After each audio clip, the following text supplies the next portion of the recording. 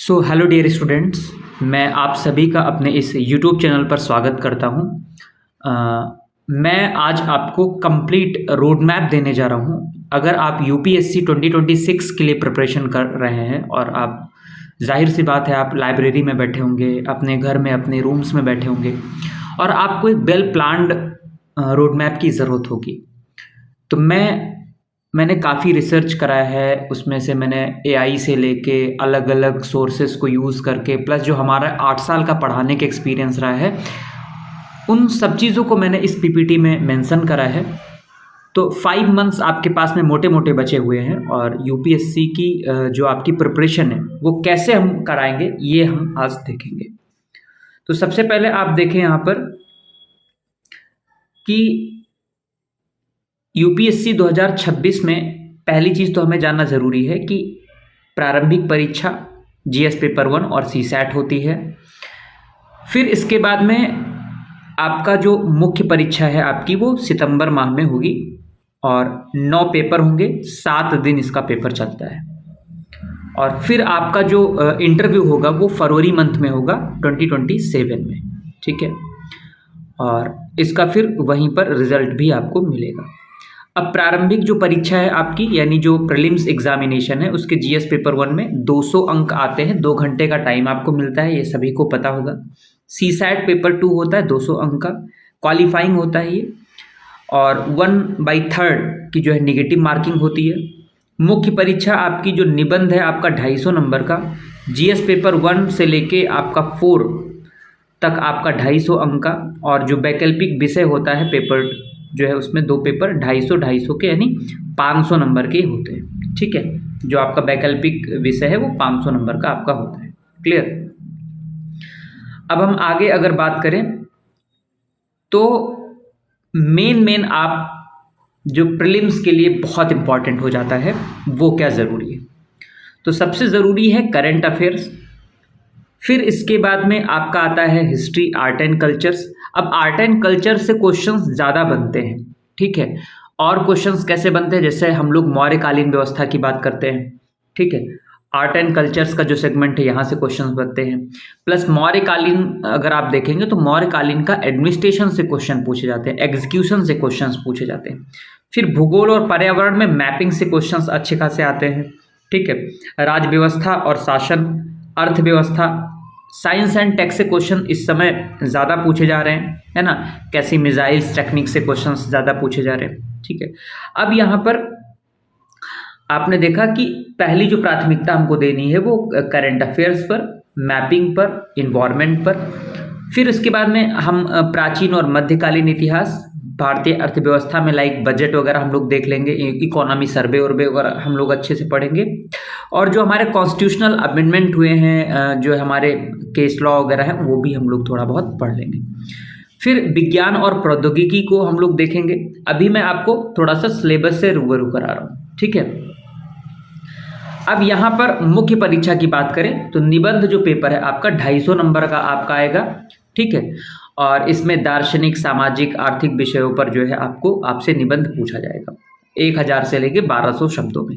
GS paper 1 जो होता है आपका वो विरासत और समाज, जिसमें भारतीय इतिहास, भूगोल, समाज और संस्कृति से क्वेश्चंस पूछे जाते हैं। विशेष तौर पर सामाजिक स्वतंत्रता आंदोलन से जुड़े हुए मुद्दे होते हैं। जीएस पेपर 2 की बात करें तो इसमें शासन यानी शासन और संविधान, जिसको हम लोग राज्य व्यवस्था कहते हैं, अंतर्राष्ट्रीय संबंध, संवैधानिक कुछ प्रावधान और सरकारी योजनाएं महत्वपूर्ण होती हैं, यहाँ से क्वेश्चंस पूछा जाता है। जीएस पेपर 3 की बात करें तो यहाँ पर इकोनॉमी से क्वेश्चंस आता है, एग्रीकल्चर से, इन्वायरमेंट से, डिजास्टर मैनेजमेंट से यानी आपदा प्रबंधन से, इंटरनल सिक्योरिटी से, और कुछ सामसायिक जो आर्थिक नीतियाँ होती हैं यहाँ से क्वेश्चंस बनता है। अब जीएस पेपर 4 की बात करें तो इसमें एथिक्स एंड इंटीग्रिटी यानी नैतिकता और सत्यनिष्ठा से क्वेश्चंस पूछे जाते हैं। केस स्टडी वगैरह यहाँ से आती है। वैकल्पिक विषय आपका 500 नंबर का होता है, पॉलिटी, हिस्ट्री, ज्योग्राफी, इकोनॉमी जो है, और इसके बाद मैथमेटिक्स या फिर आपने एंथ्रोपोलॉजी कोई भी आपका वैकल्पिक विषय रहा या हिंदी साहित्य आपका रहा हो तो 500 नंबर का एक काफ़ी, यानी आप मेंस देने जा रहे हैं तो ये सेगमेंट आपका काफ़ी इंपॉर्टेंट है, यानी ये आपको बहुत अच्छे से आपको तैयार करना है, क्लियर। ये आपको बहुत अच्छे से तैयार होना चाहिए, जो ये 500 का आपका वैकल्पिक विषय है, क्लियर। अब हम लोग आगे चले तो 5 महीने के टाइम टेबल में बात करें तो हम लोग पहले महीने को आधार बना के देखें, यानी दिसंबर को। ठीक है, तो हम लोग क्या करेंगे, एनसीईआरटी की कक्षा 6 से 12 तक की पुस्तक एक बार थॉरो रिवीजन कर लेंगे, फटाफट रिकॉल कर लेंगे। मुझे आशा है कि आप लोगों ने पहले थोड़ा बहुत आपने पढ़ रखा होगा, और 6 से 12 तक की पुस्तकें आप देखेंगे तो आपको जो है नेट पे मिल जाएगी। फिर आपके जो बेसिक्स थोड़े बहुत नोट्स है उससे तैयार कर लो। करंट अफेयर्स आप डेली शुरू करो, डेली आप करंट अफेयर्स पढ़ो। प्रारंभिक में आप 2 मॉक टेस्ट आप जरूर दो, 2 मॉक टेस्ट आप दो। ठीक है, यानी वीक में एटलीस्ट 2 मॉक टेस्ट आपको देना जरूरी है। जनवरी में क्या करना है आपको, ठीक है। फिर इसके बाद में जो कुछ इंपॉर्टेंट पुस्तकें हैं उनके बारे में थोड़ा सा आपको देखना है कि जो टॉपिक आपको कम समझ में आ रहा है, जहां से क्वेश्चंस आपके नहीं हो पा रहे हैं, ऐसे पॉइंट्स को आपको डिस्कस करना है, ऐसे पॉइंट्स को पढ़ना है। मान लो हम सामाजिक, आर्थिक या धार्मिक आंदोलन पढ़ रहे हैं, या फिर हमको जो है कोई पार्टिकुलर टॉपिक नहीं समझ में आया, मराठा हमको नहीं समझ में आया, ठीक है, या कॉन्स्टिट्यूशन में हम चले जाएं तो यहाँ पर हमको डीपीएसपी हमको अच्छे से पढ़ लेनी चाहिए। तो ये हमको ये ध्यान देना है कि कहाँ से क्वेश्चंस हमारे फंस रहे हैं। ठीक है, फिर हम लोग मॉक टेस्ट की संख्या अपनी बढ़ा देंगे। अब हम लोग क्या करेंगे, सप्ताह में लगभग जो है 4 मॉक टेस्ट हम लोग देंगे जनवरी से। ठीक है, और नोट्स को अपने रिवीजन करते रहेंगे। थर्ड मंथ में हम लोग क्या करेंगे, जो हमारा फरवरी वाला मंथ है, इसमें वैकल्पिक विषय पर हम लोग एक बार फिर से रिवीजन करेंगे। करंट अफेयर्स को पूरा जो मासिक रिवीजन वो रिकॉल करेंगे। 50 से 100 प्रश्न अभ्यास टेस्ट लगाएंगे और 2 फुल लेंथ मॉक टेस्ट हम लोग सप्ताह में लगाएंगे। फिर इसके बाद में आता है आपका मार्च मंथ। इसमें पूरे सिलेबस को फिर से एक बार रिकॉल करना है। जो आपके वीक सेक्शन है उन पे ज़्यादा फोकस करना है। एक आपको मॉक टेस्ट और उसका एक्सप्लेनेशन आपको ज़रूर देखना है। यानी सबसे इंपॉर्टेंट क्या हो जाता है, आपके PYQ और प्लस MCQ, ये आपके बहुत इंपॉर्टेंट हो जाते हैं। PYQ और MCQ आपको जनवरी मंथ से, ठीक है, आपको अप्रैल मई तक, जब तक आपका एग्जाम नहीं हो जाता है, कम से कम कुछ नहीं तो 100 मॉक टेस्ट आपको देना है। 100 मॉक टेस्ट। अब उसको चाहे आप लोग किसी कहीं से परचेज करो या प्रीवियस से पेपर्स आप लेके आओ, 100 मॉक टेस्ट आपको ज़रूर दे के जाना है। 100 मॉक टेस्ट अगर आप दे के जाते हैं विद एक्सप्लेनेशन तो आपका प्रीलिम्स नहीं रुकेगा। फिर अंतिम तैयारी जो अप्रैल में आप देखेंगे, तो फिर से आपको रिकॉल करना है, 2 मॉक टेस्ट देना है सुबह शाम, 10 वर्षों के प्रश्न पत्र को फिर से आपको हल करना है। और मैं आपको अपने इसी यूट्यूब चैनल पर 10 वर्षों का जो हल है वो मैं कराऊंगा। प्लस हमारे पास में जो भी बड़े बड़े इंस्टीट्यूट हैं, लाइक जिनकी टेस्ट सीरीज बहुत फेमस है, उनसे भी बेहतर जो हमारे पास कंटेंट है वो मैं आपको दूंगा। मतलब सारे इंस्टीट्यूट को, जो बड़े इंस्टीट्यूट उनको मिक्स मैच करके मैं आपके सामने लेके आऊँगा और वो ज़बरदस्त रहेगा। ठीक है, फिर अब देखो यहाँ से थोड़ा सा मैं, अब देखो ये तो शेड्यूल जो होता है ये तो आपका अपना होना चाहिए, लेकिन मैं थोड़ा सा आपको गाइड करना चाहता हूँ। आप सुबह 6 बजे उठने की कोशिश करें। 6 से 8 जो है आप करंट अफेयर्स पढ़ें। फिर इसके बाद में जो है आप 9 से 12 आप इतिहास पढ़ें। ठीक है, और फिर इसके बाद में एक दिन पूरा इतिहास आप उस दिन 3 दिन तक पढ़ें। ठीक है, फिर इसके बाद में 2 से 5 का जो टाइम पीरियड है आप अपने वैकल्पिक विषय को आप दें। ठीक है, वैकल्पिक विषय को आप दें। 6 से 8 का जो टाइम है आपका रिवीजन करें, और 9 से 10 आप अपना नोट्स वगैरह आप बनाएं और आंसर राइटिंग करें। ठीक है, अब देखो यहाँ पर जो है डे वाइज मैंने इसको डिवाइड कर दिया है। आप लोग इसका स्क्रीनशॉट भी ले सकते हैं। ठीक है, आप लोग इसका स्क्रीनशॉट ले सकते हैं। मैंने इसको जो है रफ कर दिया, आप लोग चाहें तो इसका स्क्रीनशॉट आप ले सकते हैं। क्लियर? चलो अब आगे चलें हम लोग। तो यहाँ पर कुछ बुक्स हैं, इनको हम लोग रेकमेंड कर सकते हैं, जैसे प्राचीन RS शर्मा की, मध्यकालीन सतीश चंद्र की, आधुनिक बिपिन चंद्र, या फिर आप स्पेक्ट्रम ज़्यादा अच्छी है। ठीक है, बाकी जो है कला आर्ट एंड कल्चर्स में नितिन संघानिया पढ़ लें, या फिर जो है आप इसकी भी स्पेक्ट्रम आ गई है तो वो आप देख सकते हैं। ठीक है, बाकी आपके अपने नोट्स हैं, आपने कहीं किसी टीचर्स का आपके पास नोट्स है तो उसको आप रिकॉल कर सकते हैं। भूगोल में आप देखेंगे तो माजिद हुसैन मत पढ़िएगा। ठीक है, माजिद हुसैन से अच्छा आप प्रीलिम्स के लिए आप महेश कुमार बर्नवाल पढ़ लो। यह सबसे अच्छा है कि आपको अगर नोट्स मिल जाए, ठीक है, नोट्स मिल जाए वो ज़्यादा है, आपके अपने बनाए नोट्स, क्योंकि ज्योग्राफी का अपना नोट्स होना बहुत ज़रूरी है। फिर हाँ, शंकर IAS का जो है पर्यावरण का बहुत अच्छा है, या PMF IAS का भी जो है अपना नोट्स बहुत अच्छा है। PMFIS, एटलस सभी को ज़रूरी है मैपिंग के लिए। फिर आते हैं पॉलिटी के लिए, तो आपके लिए लक्ष्मीकांत रामबाण है, लक्ष्मीकांत बहुत अच्छा है, प्लस आपको केस लॉ वगैरह ज़्यादा देख लेना है। संविधान वगैरह यहाँ से DD बसु मत पढ़िएगा, है ना, कंफ्यूज हो जाएंगे। और फिर आपका आते हैं अर्थव्यवस्था में, तो अर्थव्यवस्था रमेश सिंह की अच्छी है, और कुमार अमित सर के नोट्स भी आप पढ़ सकते हैं, काफ़ी अच्छा है। कुमार अमित सर के नोट्स भी आपको मिल जाएंगे ईजिली, ठीक है।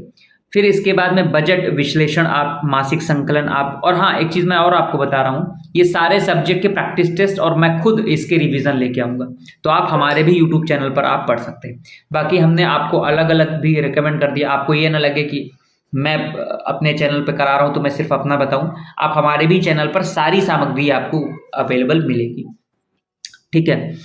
NCERT कक्षा 6 से 12 तक की आपको जो है पढ़नी है विज्ञान और तकनीकी में, और उसके बाद में आपको इसके लिए आपको करंट अफेयर्स का जो सेगमेंट है वहाँ से आपको दृष्टि का आप ले सकते हैं, दृष्टि काफ़ी अच्छी है, ठीक है। फिर इसके बाद में यहाँ पर क्रॉनिकल वगैरह आप पढ़ सकते हैं, ठीक है। और विज़न, हाँ विज़न 365 बहुत काफ़ी इंपॉर्टेंट है, ठीक है। विज़न की नोट्स बहुत बड़ी अच्छी होती हैं, है ना, 365 वो ज़रूर पढ़िएगा आप। फिर करंट अफेयर्स के लिए आप किसको किसको फॉलो कर सकते हैं, द हिंदू, आप द हिंदू क्योंकि अगर इंग्लिश मीडियम के लिए इंपॉर्टेंट है। बाकी जनसत्ता आप डेली पढ़ सकते हैं, PIB वगैरह देख सकते हैं, राज्यसभा की डिबेट आप पढ़ सकते हैं थोड़ा सा, तो ये सब आपके लिए काफ़ी इंपॉर्टेंट हो जाता है। अब देखो इसमें क्या क्या देखना है करंट अफेयर्स में, राष्ट्रीय विकास के बारे में, यानी आर्थिक नीतियां, बजट, सामाजिक योजनाएं, शासन सुधार, कृषि और ग्रामीण विकास के बारे में, विज्ञान और प्रौद्योगिकी में अंतरिक्ष मिशन आपका जो रहा है चंद्रयान से लेके जो भी, AI और डिजिटल पहल, स्वास्थ्य, नवाचार, रक्षा प्रौद्योगिकी, इन सब के बारे में आपको पढ़ना है। पर्यावरण और जलवायु में जलवायु परिवर्तन, नवीकरणीय ऊर्जा, जैव विविधता, प्रदूषण नियंत्रण, इन सब के बारे में आपको थोड़ा सा देखना है। अंतर्राष्ट्रीय संबंधों के बारे में आपको गहन चर्चा करनी है, जो बड़े बड़े ऑर्गेनाइजेशन है, चाहे ASEAN हो, WTO हो, G20 हो, BRICS हो, इन सब के बारे में आपको जरूर पढ़ना है, ठीक है। नोट्स अपना थोड़ा छोटा बनाएं, ठीक है। प्रत्येक विषय के लिए 5 से 10 पेज के संक्षिप्त, 5-10 पेज में आपके एक सब्जेक्ट का नोट्स हो जाना चाहिए, ठीक है। माइंड मैपिंग तकनीकी आप करें कि जटिल जो विषय है उसको मानचित्र में कन्वर्ट करने की कोशिश करें। महत्वपूर्ण नोट्स को रिकॉर्ड करें और यात्रा के दौरान इसको एज अ पॉडकास्ट सुन सकते हैं, ठीक है। तो ये सारी चीज़ें आपके लिए काफ़ी इंपॉर्टेंट हो जाती हैं। अब टेस्ट सीरीज़ में आप टेस्ट सीरीज़ आप बढ़िया से दीजिए, है ना, आपको विजन की अच्छी लगे, हमारी अच्छी लगे, ध्येय की अच्छी लगे, या दृष्टि की, जो भी आपको XYZ अच्छी लगती आप उसको देते रहें, ठीक है।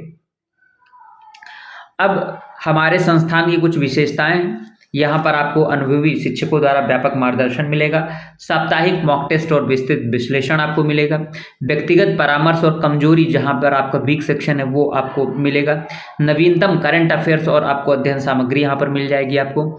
सफलता निरंतर प्रयास, अनुशासन और सही रणनीति का परिणाम है, हर दिन एक नया अवसर है अपने लक्ष्य के करीब जाने का। यानी जो सफलता है वो, और खासतौर से UPSC के लिए, वो रेगुलरिटी है आपकी, है ना, कंसिस्टेंसी है आपकी, अनुशासन है, और ये दोनों तीनों चीज़ें आपकी मिलके आपको अच्छा रिजल्ट देती है। और हर दिन आपके लिए एक नया अवसर है, आप आज से भी पढ़ना शुरू करेंगे, है ना, और तब भी आप UPSC प्रीलिम्स ज़रूर क्रैक कर सकते हैं। हमारे साथ जुड़े रहिए, आपको हम UPSC तक ज़रूर पहुँचाएंगे, ये हमारा वादा है आपसे। और अगर आप हमारा चैनल देख रहे हैं तो ज़रूर सब्सक्राइब करिए और इसको शेयर करिए अपने दोस्तों के साथ। Thank you, bye bye, have a good day, God bless you.